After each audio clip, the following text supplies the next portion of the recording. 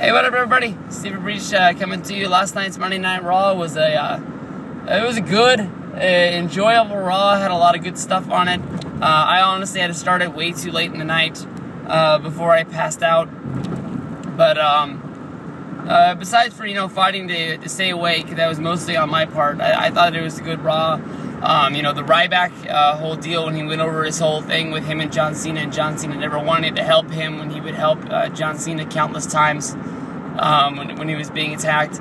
I thought that was really good. It reminded me of TNA Impact when Bully Ray did he exposed himself as the president of Aces and Eights, and they did the whole long ordeal with him explaining how everything came to be. And that was a real good way to go over a whole feud, because so many people were through with the Aces and Eights and hadn't been watching a couple of weeks. And when Bully Ray won the title, it was sort of like wow. And they knew that a whole bunch of people would be tuning in to Impact that might not have been tuning in the last few weeks, because a lot of people grew tired of the Aces and Eights, and it was a way to catch everybody up. Some people probably didn't even know that Mr. Anderson was in the group, so that was good. CM Punk walking off Monday Night Raw. The way they did it, I thought, honestly, was really good, because they overplayed the way of wrestlers quitting. Jack Swagger quit. CM Punk sort of quit. Brock Lesnar's quit twice over the last year. And it just seems like every time creative needs to get somebody off TV for a while, they just sort of throw their hands up and say, I guess he's going to quit, even though everybody knows he's coming back. And, in the long run, it doesn't really make that much sense, because, Lesnar quit after SummerSlam, even though he won the match, because he had done everything that he needs to do at WWE ring.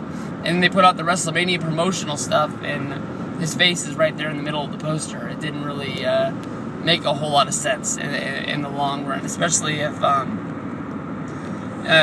guess, kids or somebody like that who don't, look at the internet and see the spoilers of what's going on, but they get, WWE Magazine. There's a magazine, not really an article, but a promotional picture of WrestleMania, and there's his face right there. I'm well, why is he being advertised to be at the show if he quit? Well, it's sort of like telling the kids, he's going to come back, and it's not really as big of a surprise as it once could have been. But I think everybody that was watching this video knew that he was coming back anyways. But it's sort of dumb. Good thing about Punk leaving is that he can sort of pick his spot to come back. I'm sure it's pretty easy to write off why he did what he did with the two back-to-back losses to The Rock, and then the big loss to Undertaker at WrestleMania. Sort of probably needs to clear his head and make sure that he can have the right spot to attack probably whoever is the champion, so he can be slot right into that main event at Payback in Chicago.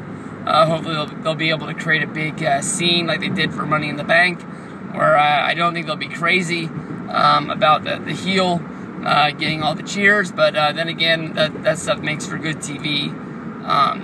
With a good crowd atmosphere, I'm sure that they don't care who's getting cheered as long as it's somebody. But it's always funny to see John Cena come out there to the big anticipation of just all the boos, and the way he soaks it all up and makes every minute of it worthwhile television. Of course, last time they were in Chicago was for the Money in the Bank. A lot of people gave that match 5 stars. I thought the whole angle was really good, led off by the CM Punk pipe bomb. But I thought the delivery of what happened after, I thought was pretty rushed, and it wasn't my favorite. But we'll have to see if they can grow on that and make something else, I guess you can say. Because the only thing I can think of that they're going to build to this is CM Punk against John Cena at SummerSlam. Hopefully, this time Punk will be the champion.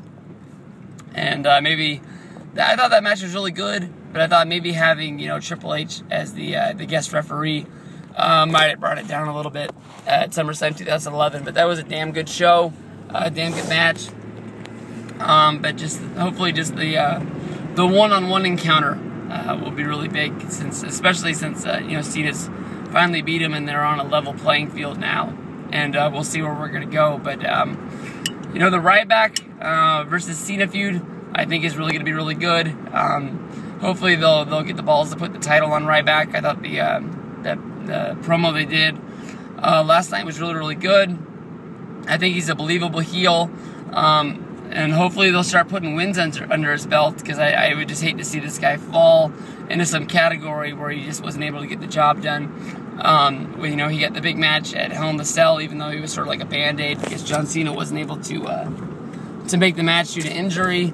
And then he was, you know, in the TLC, in the Rumble, he came down all the way to the end, but then, you know, at Elimination Chamber, he's stuck in the 6-man tag, and then he gets put in this feud with Mark Henry, and then he loses the match at WrestleMania. So we'll have to see what they're doing with Ryback, but I think that he is the guy that I would love to see them put the title on. You know, you would think about, you know, Cena winning the title at WrestleMania, especially after his 2012, him not having the title for a whole calendar year, that his first reign would go for 6 to 8 months. I honestly don't need to see that. You know, Cena was able to beat Rock, that, you know, puts him over that hurdle, and now we need to start, you know, building the stars of tomorrow. And I think that if you put these guys in the main events, that's good. But if you're putting guys in the main events just to, you know, have Cena win, in the long run, that's going to be done. I want to see Cena, you know, go into big feuds with, like, Ryback right now, getting him built up to the next spot. I would love to see a guy like Antonio Cesaro get built up to where he's taking on main event guys. It's going to take time, but I think they're doing the right thing. We'll just have to see what happens. I don't really want to see Super Cena, you know, just destroy the Ryback, because then after that, I don't know really where you put him and where he goes. But even the World Heavyweight Championship's got a good deal going on right now with Del Rio, Swagger, and Dolph. You know, all stars of tomorrow, becoming stars of today, and we'll see. It's gonna be fun. Hope everybody's enjoying their day. We'll see what happens from here. Have a good day, everybody. Peace out.